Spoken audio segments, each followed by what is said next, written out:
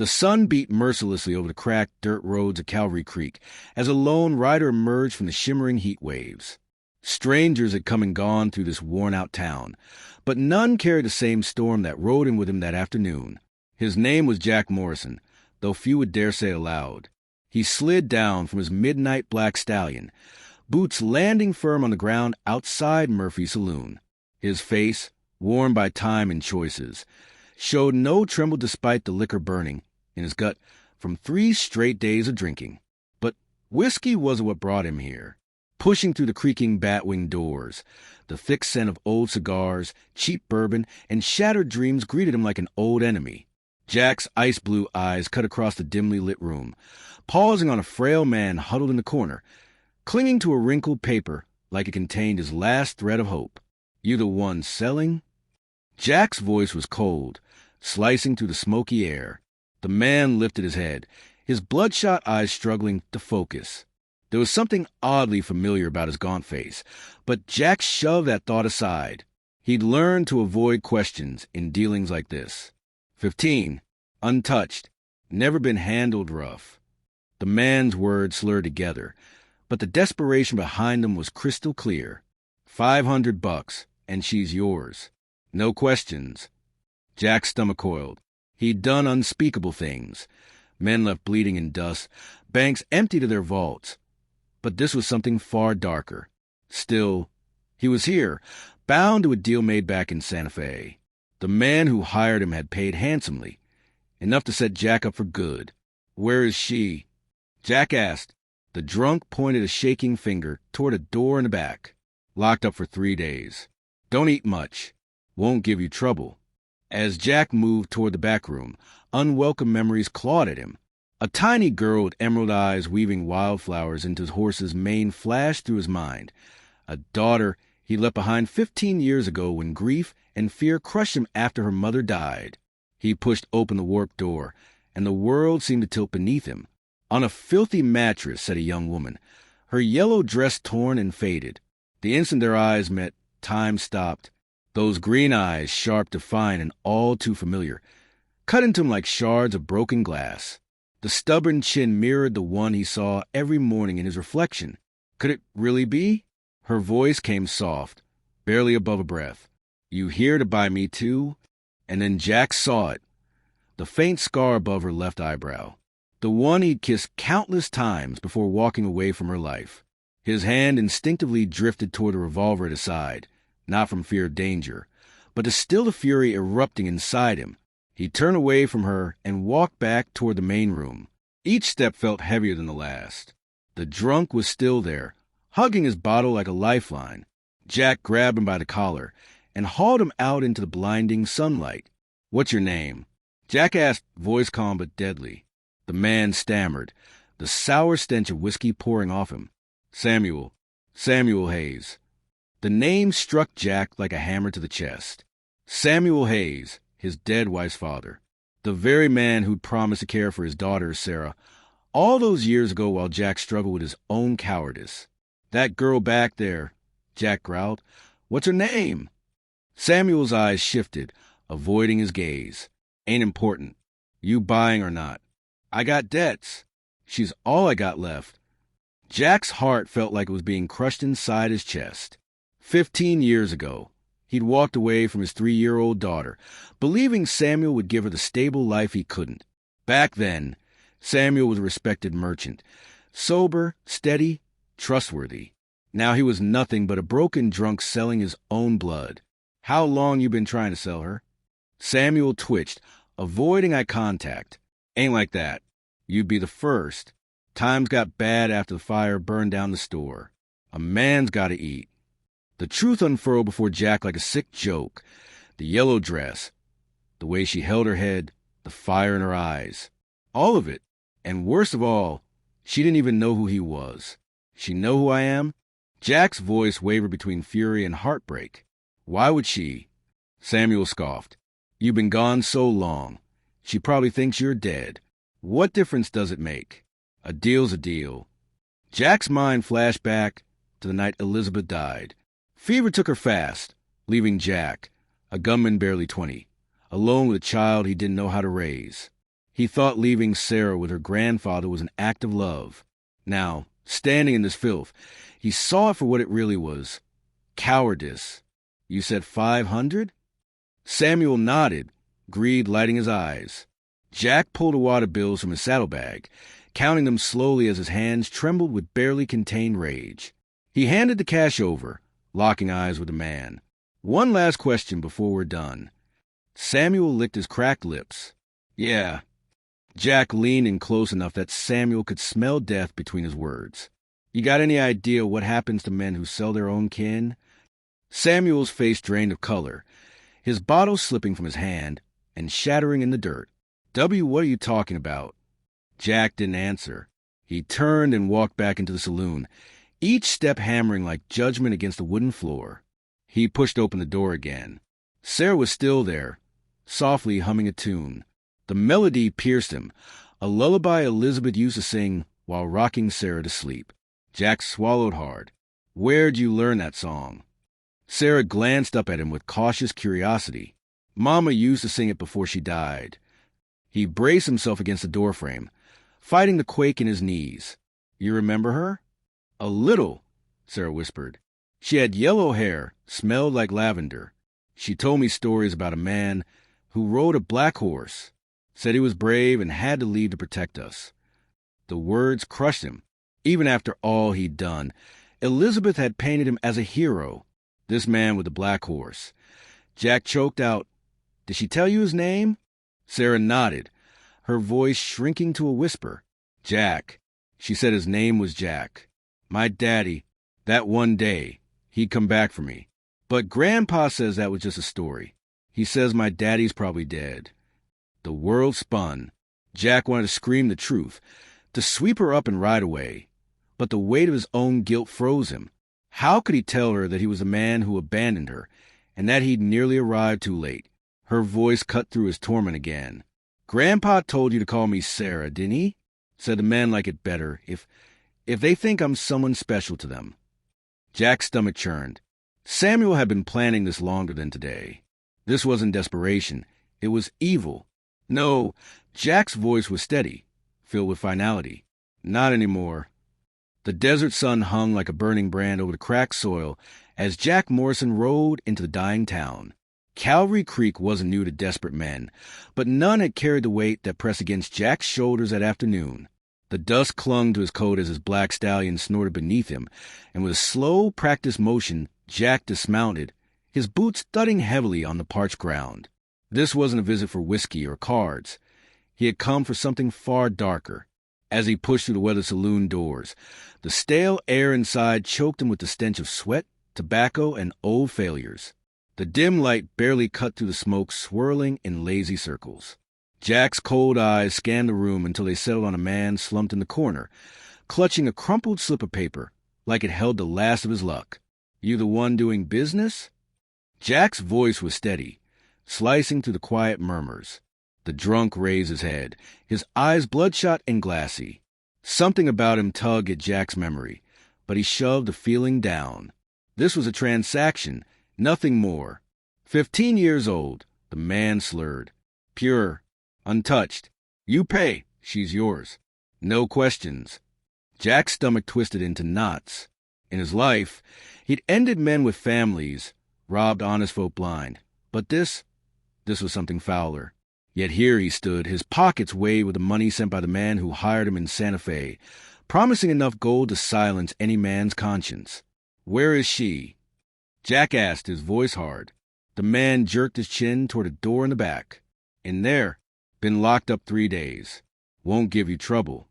Each step Jack took toward that door was heavier than the last. Old ghosts clawed at him. Memories of a little girl with green eyes who once braided flowers into his horse's mane. A daughter he had abandoned 15 years ago when her mother died, leaving her with her grandfather because Jack was too broken to raise her himself. The wooden door creaked open, and time seemed to freeze. A young woman sat on a filthy mattress in the corner, wearing a yellow dress faded from age. Her green eyes locked onto his, a mix of fear and fierce defiance glaring back at him. Jack's breath caught in his throat. The shape of her face, the stubborn tilt of her chin, it was like staring into a mirror of his past. Her voice was fragile but steady. "Did you come to buy me too?" And then he saw it, a faint scar above her left eyebrow. The same scar he used to kiss goodnight before he rode away. His hand twitched toward his revolver, not out of threat, but to anchor himself as rage boiled in his chest. Jack turned sharply and headed back into main room, dragging the drunk out into the blazing sun by his collar. "What's your name?" Jack demanded, his voice like steel. The man hiccuped and coughed whiskey breath into Jack's face. "Samuel? Samuel Hayes." The name hit like a sledgehammer. His wife's father. The man who had promised to raise Sarah when Jack couldn't. "That girl inside, what's her name?" Samuel's gaze shifted, eyes darting like a trapped rat. "Don't matter. You buying or not. She's all I got left. Debt's got to get paid." Jack's insides churned. 15 years ago, he had left his daughter with this man, believing it was the best choice. Samuel had been a storekeeper then, sober, responsible. Now he was nothing but a drunken husk selling his own blood. "How long you been at this?" Jack's voice darkened. "She ain't been sold before, swear it." Samuel stammered. "Times got hard after the fire burned my store. Man's got to survive." The truth assembled itself like shards of broken glass, cutting into Jack's soul. Samuel hadn't simply failed Sarah. He had been grooming her for this moment. 500, right? Jack asked, his tone deceptively calm. Samuel nodded eagerly, his greed blinding him to the storm brewing behind Jack's eyes. Jack peeled a roll of bills from his saddlebag, counting them out slowly. His hands trembled, not from fear, but from pure fury, as he handed over the cash. "One more thing before we're done," Jack said, leaning in close, his voice barely above a whisper. "You know what happens to men who sell their own blood?" Samuel paled, stumbling back, his whiskey bottle crashing at his feet. What are you saying?" Jack left him standing in the dust, walking back inside with lead in his boots. But before he could speak to Sarah, heavy boots thudded across the saloon floor, and Samuel's voice echoed through the thin walls. "Too late, boys. I already sold her." Jack froze. There were others, more men who had come for his daughter. The voices of at least 3 men filled the main room. Through the wall, Jack heard the growling threats and Samuel's shaking attempts to calm them. "We had a deal, Samuel," one man said, his tone low and dangerous. "We paid up front for delivery today. Now you're telling us you sold her to someone else." Sarah's face drained of color. "The Bartlett brothers," she whispered, trembling. "They've been here for weeks. Grandpa promised them I'd be ready." The name punched Jack's chest. The Bartlett brothers weren't just thugs. They were monsters. Women who fell into their hands were never seen again. "Stay behind me," Jack whispered, gripping Sarah's arm gently. "No matter what happens." "But I don't understand," she whispered. "You paid for me. So why are you—" Her voice broke as realization hit. "You're not here to hurt me, are you?" The door burst open before he could answer. 3 men filled the doorway, blocking their only escape. The leader, Big Tom Bartlett, grinned with rotting teeth, scars twisting his face into something inhuman. Well, Jack Morrison. Heard you were dead." Jack stood his ground, hand hovering near his revolver. "Not yet. We had our hearts set on that girl," Tom sneered, his gaze sliding to Sarah with sick hunger. "But now, looks like we got a better prize." "Walk away, Tom," Jack warned. "You don't want what's waiting for you." "Oh, but I do," Tom chuckled, stepping forward. "See, word travels in this town. That girl back there? Elizabeth Hayes' daughter. Yours." Jack's heart froze. Samuel's been running his mouth. "We did some digging. 15 years ago, a gunslinger left his baby girl behind. Gunslinger named Jack Morrison." Jack's pulse pounded in his ears as Tom leaned in closer. "So here's the plan, Jack. We're taking the girl. And you," he grinned darkly, "you get to watch what happens." Behind him, Sarah gasped. "Daddy?" she whispered, her voice trembling, but full of recognition. Big Tom laughed, savoring the moment. "That's right, sweetheart. The man who came to buy you like cattle? That's your old man." Jack's soul fractured under the weight of her words, of everything he had failed to protect. The guilt, the shame, the cowardice. 15 years of it swirled into one burning firestorm inside him. Sarah, he choked, never taking his eyes off Tom. Your mama was right. I came back for you. I just took too damn long. The room fell into a suffocating silence, heavy and waiting to erupt. Sarah's broken whisper cut through it. You came here to buy me. Jack's heart shattered again. How could he explain that he had ridden into town as a hired hand, not recognizing the broken young woman as his daughter, that he had nearly delivered her into unspeakable evil? Go on, Jack, Tom goaded. Tell her the truth. Jack's gun was already drawn before the last word left Tom's mouth, the barrel steady and cold. One more word, and I'll blow your brains across this room. Tom raised his hands mockingly. Easy there, Daddy. Let's not do anything hasty. We can strike a bargain. You got two choices, Jack replied, voice low and lethal. Walk out that door or die right here. Tom smirked. 3 against 1. You might be quick, but not that quick. Sarah's small hand found Jack's back, trembling. Daddy, I'm scared. Those words ignited something inside Jack, something unbreakable. Don't be, sweetheart. Daddy's here now. Big Tom shifted, his weight betraying his intent. Jack read the move before the man even touched his holster. The room exploded in a flash of gunfire. 3 shots rang out like thunderclaps. When the smoke settled, only Jack and Sarah remained standing. Through the silence, Samuel's frightened voice drifted in from the other room. She ain't the only one. I got others locked in the cellar. Jack's blood ran cold. More girls. Other families. Other lives shattered. Sarah's voice cracked. I heard crying sometimes. He told me it was just rats. Jack holstered his smoking gun and turned to face his daughter fully for the first time in 15 years. She stood there, beautiful, damaged, but alive. Sarah, Jack said softly, are you hurt? Did anyone? She shook her head quickly, reading the agony behind his words. No, he kept me clean. Said I was worth more that way. Relief washed over him, followed by a cold fury that narrowed his vision. Samuel hadn't just failed his granddaughter. He had been running a ring, stealing lives for profit. How many girls are down there? 3, maybe 4. He said they weren't ready yet. Something inside Jack finally snapped. This was no longer about guilt or redemption. It was about justice. And justice was coming. Go outside, Jack said softly, keeping his voice calm as Sarah trembled beside him. There's a black mare tied by the post. Her name's Midnight. You remember how to ride. Tears streamed down Sarah's cheeks, but she nodded, her voice caught in her throat. Good girl. If you hear gunshots, ride hard toward town. Find the sheriff. Tell him everything you've seen here. Do you understand? Her lip quivered as she clung to his sleeve. Please don't leave me again, Daddy.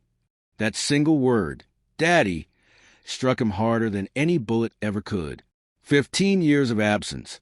15 years too late, and yet she still called him that. I'm not leaving, sweetheart. But there are others down there who need help too. I have to finish this. Jack turned back toward the saloon's main room where Samuel cowered behind the bar, clutching a bottle like a shield. The old man's eyes darted up, desperate and filled with terror. Jack, please? I can explain, Samuel blurted, voice slurred with panic. After Elizabeth died, everything went wrong. I didn't have a choice. Don't speak. Jack's voice came out cold and razor-sharp. Not another word.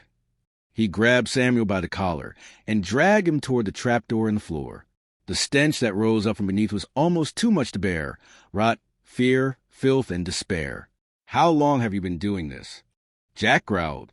2, maybe 3 years, Samuel whimpered, stumbling down the creaking stairs. I couldn't keep track.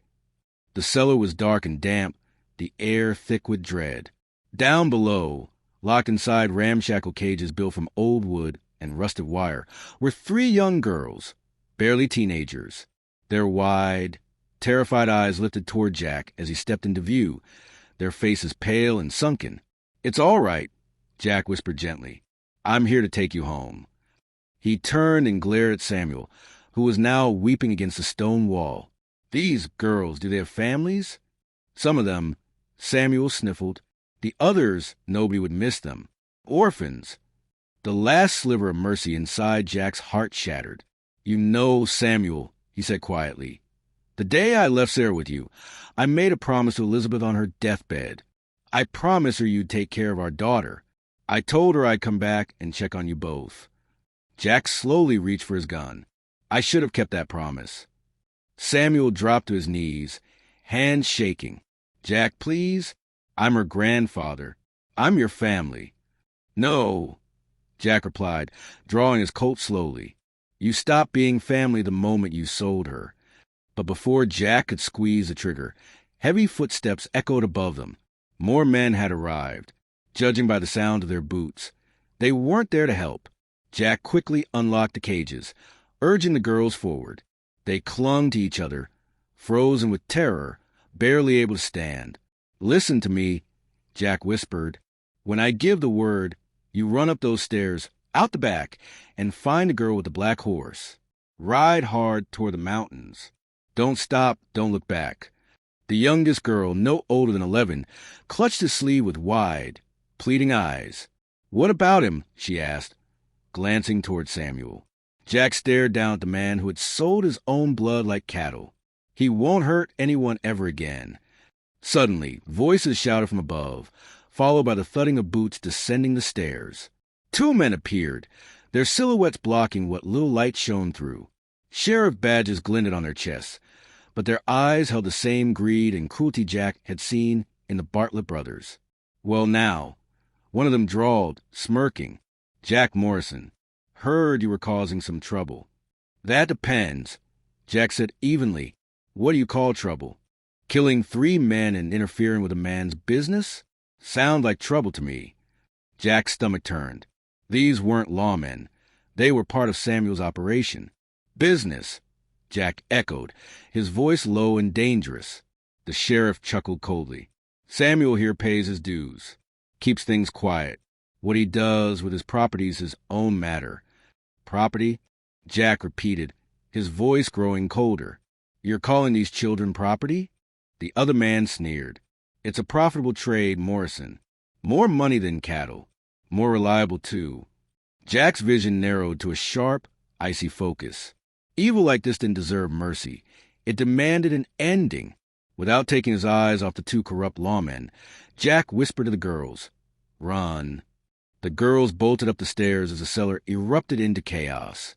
Bullets screamed through the air as Jack dug behind a support beam. With splintering around him, his revolver barked out 3 times, each shot clean and deadly. The echoes of gunfire faded into silence.